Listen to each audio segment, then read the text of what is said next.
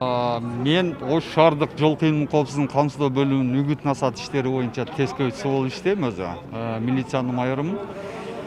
Бүгүн эртең менен саат 7:30 могу Керметов мектебинде тест тапшыруу боюнча баардык кызматкерлер келдик. Бүт башка службадан да келишти барысы. 7:30 ошо 8-дерде кирдик. 75 минута убакыт берди. 30 билет бар экен, 30 суроо. Анан 3 тексттен турат экен. Аны бүт окуп, даярданып, ар бир суроолоруна ошо өзүң түшүнүгүң боюнча ошо чечип, ошо жооп бердик да. Азыр эми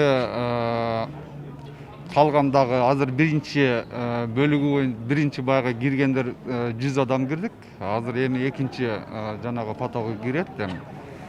Анан анын жыйынтыгы боюнча ошо 1-2 күндө чыгат деди. Биздин башкармалыктын сайтына ошо чыгарабыз деди. Эртең же бирси күн чыгып калат. Эми иштин өзү негизги жанагы мемеси орду ошол эми мурунку эле өзү аткарган жумуштары эле өзү негизинен. Анан эми могу Бишкек шаарында азыр патрулдук милиция иштеп атат. Эми баягы жыйынтыгы азыркы мезгилде ошо жакшы болгондугуна байланыштуу жакшы болот деп эсептейм мен деле. Кийинки ишибиз Кудай калса алдыга жылат деп эсептейм. Бүгүнкү күндө бизде буга чейин Бишкек шаарында милициянын кайгылуу кызматы башкармалыгы түзүлүп, өзүнүн биринчи иштерин жүргүзө баштаган. Бүгүнкү күнү ошол милициянын кайгылуу кызматы экинчи борбор болгон Ош шаарында башталып жатат. Бул жерде бүгүнкү күнү 219 баягы жумуш ордуна талапкерлер өз арыздарын жазып кайрылышкан. Андан азыркы бүгүнкү күндө мына 471 талапкер ушул тест тапшырууга кирип жатышат. Ал талапкерлердин ичинен 260тан ашыгы биздин жөнөкөй баягы уул кыздарыбыз. Бул ички иштер органдарында иштебеген уул кыздарыбыз ошол өзлөрүнүн арыздарын жазып тестке кирип катышып жатышат. Ушул тесттен ийгиликтүү өткөн талапкерлер бул жерде бардыгы талапкер болуп эсептелет. Талапкерлер ушул айдын 17-18-инде бул дене тарбия боюнча өзүнүн сынактан өтүшөт. Ал эми ошо экинчи этаптан дене тарбиядан дагы ийгиликтүү өткөндөр баягы маектешүүгө киришет.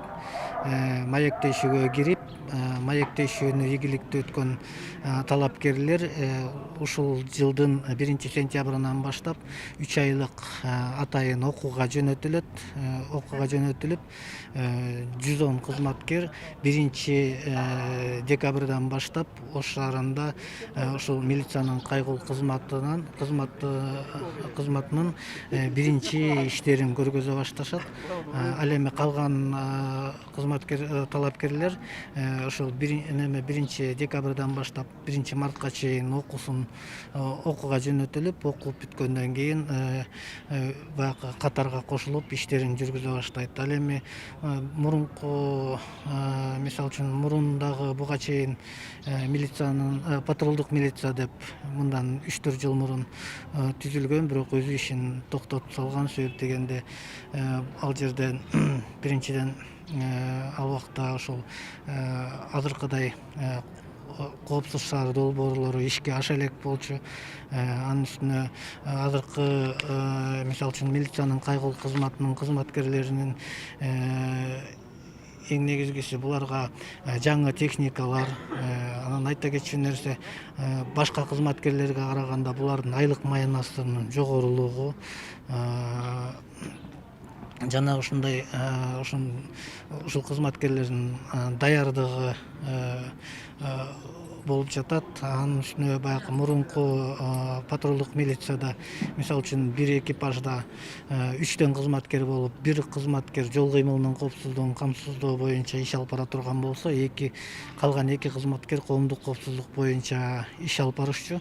Бүгүнкү күндө бул милициянын кайгылуу кызматында бир экипажда 2 кызматкер болот дагы, 2 кызматкер экөө тең жол кыймылынын коопсуздугу боюнча да, коомдук коопсуздук боюнча дагы өзлөрүнүн иштерин алып барат. Мына азыр Бишкек шаарында иштеп жаткан биздин кызматкерлерибиз өзлөрүнүн биринчи жакшы үзүлүү жактарын көрсөтүп жатат. Эл менен тыкыз байланышта болуп, оперативдүү кылмыштарды жана бузууларды, ыкчам чараларды көрүүгө жакшы иштерин көрсөтүп жатат.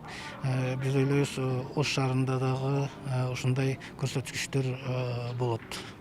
Бул тестте, бүгүнкү күnkү тестте атайын адистер өткөрүп жатат. Бул биздин ички иштер органдарынан тышкаркы бизге тиешеси адистер өткөрүп жатат. Бул жер негизинен аябай баягы жакшы түшүнгөн талапкерге аябай эле жеңил, анткени себеп дегенде бул жөнөкөй жол менен эле жана окуп жана түшүнүү системасында өтүп жатат.